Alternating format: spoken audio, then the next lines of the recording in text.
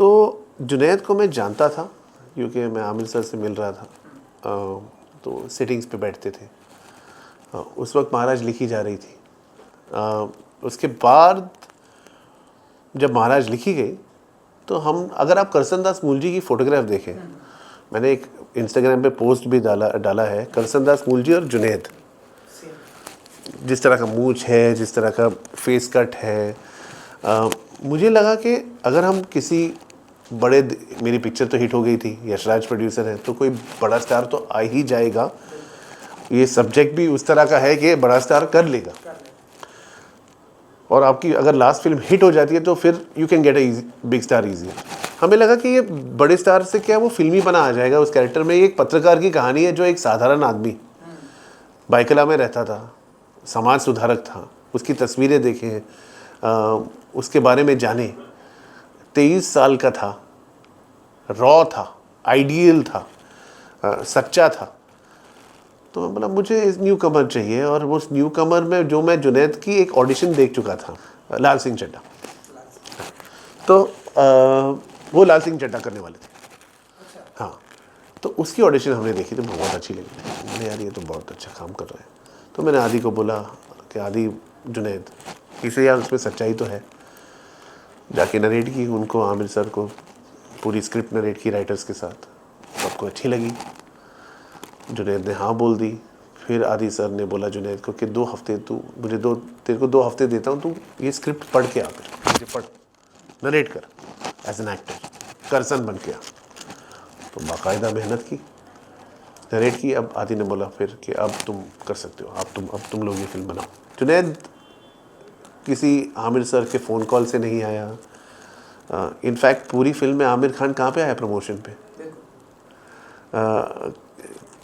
क्या आमिर खान ने एक इंटरव्यू दिया है? क्या आमिर खान ने किसी प्रेस कॉन्फ्रेंस पे आए हैं? क्या आमिर खान ने कोई पार्टी दी है? वो कहीं नहीं आए। वो जुनैद खान और मेरी कोलैबोरेशन है, और उन्होंने हमें ब्लेस किया है कि तुम दोनों ने फिल्म बनाई है, ये तुम दोनों की फिल्म है। जब वो एज अ प्रोड्यूसर या डायरेक्टर जुनैद के साथ फिल्म कर रहे हैं, जो नेक्स्ट फिल्म है वो आएंगी। पर इस वाले में हमारी ये, Junaid has got this film for who he is, not for what he is. क्योंकि हमने जो भी ओरिजिनल कोर्ट केस थी उसको पढ़ा था, और जो भी हमें ऑब्जेक्शनेबल लगा कोर्ट केस में ही, वो हमने फिल्म में नहीं रखा। जब स्क्रिप्ट में ही नहीं रखा हो, रिटन वर्ड में ही नहीं रखा हो, हाँ कुछ और सीन शूट किए थे जो डाले नहीं, पर वो भी ऑब्जेक्शनेबल नहीं थे, पर और वो हमने पहले ही काट दी, सेंसर की पहले ही काट दी। तो ऐसा नहीं है कि कोर्ट रूम ड्रामा के वजह से मुझे डर था, या किसी भी डायलॉग, या किसी भी क्योंकि मेरी फिल्म एक आदमी, एक समाज सुधारक की कहानी है जो समाज के लिए, औरतों के लिए लड़ रहा है, समाज के लिए लड़ रहा है, अलग अलग विषयों के ऊपर लड़ रहा है, और फिर उसकी ज़िंदगी में एक ऐसी चीज़ होती है जहाँ पे एक लाइबल केस होता है। तो लोगों को लग रहा था कि ये पूरी पिक्चर ही लाइबल केस है। जब आर्ग्यूमेंट चल रहे थे, जो कोर्ट केस भी चला और कंट्रोवर्सी हुई, सबको लग रहा था पूरी पिक्चर ही लाइबल केस के ऊपर है या किताब के ऊपर है। पर हमने एहतियात बरती थी। अब हम सफाई दे नहीं पा रहे थे उस वक्त, क्योंकि हमारी एक पोस्टर आई थी, पोस्टर पे लोगों ने अपनी ही विचारधारा बना के रोक कर दी थी। तो फिर अब जब फिल्म आई है, लोगों को इंटेंट दिखा है और सराह रहे हैं फिल्म, तो मैं शुक्रगुजार हूँ पहले तो कोर्ट का, जज का, जिन्होंने फिल्म देखी। जुडिशरी ने इसे नॉन ऑफेंसिव पाया, क्योंकि ये है नॉन ऑफेंसिव। और मैं एज ए इंसान सर किसी को भी ज़ोर से नहीं बोलता, तो ये तो बहुत दूर की बात है कि इंटेंशन और जो भी वगैरह वगैरह।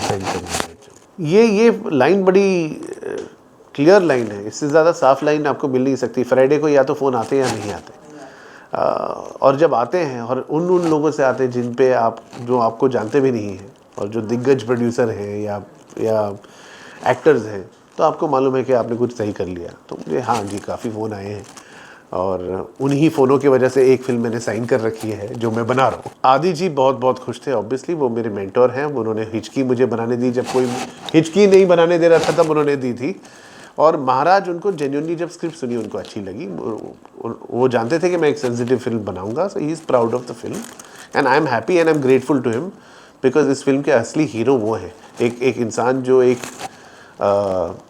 फिल्म मेकर को आवाज़ देता है और एक बैकिंग देता है, वो हीरो होता है। सो हर जगह से फ़ोन आए हैं, जावेद साहब हैं, उनको बहुत अच्छा लगा, काफ़ी लोगों को बहुत अच्छा लगा। आई बिन वेरी, सूरज जी जो मेरे फादर हैं, मेरे गुरु हैं, उनको बहुत अच्छा लगा। तो I am very very happy of the love. और आज इनफैक्ट जब हम ये इंटरव्यू कर रहे हैं, आज ही तो नेटफ्लिक्स क्या करता है ना, हर प्लेटफॉर्म अपनी डेटा निकालता नहीं है, नेटफ्लिक्स अपना डेटा निकालता है। तो क्योंकि नेटफ्लिक्स डेटा निकालता है, तो आज नेटफ्लिक्स का डेटा निकला, तो वो डेटा छुपाया नहीं जा सकता, ना उसको वो जो झोल झाल हम बोलते हैं उस पर नहीं हो सकता।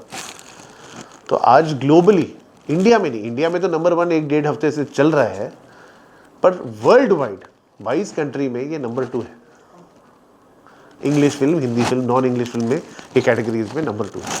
तो आज उसको एक वो जो ठप्पा चाहिए था ना हिट का, वो मिल गया जी, वो अच्छी तरह से मिल गया। हाँ ऑफकोर्स हुई है, वो खुश है फिल्म से, और उनका आशीर्वाद हमेशा हमारे साथ है, जुनैद के साथ, मेरे साथ है।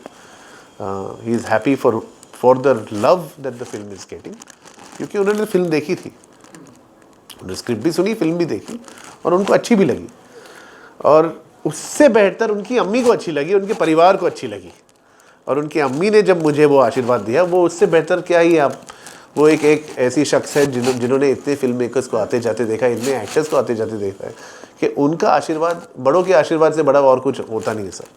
तो वो जब वो आता है तो आप सफल अपने आप को मान लो।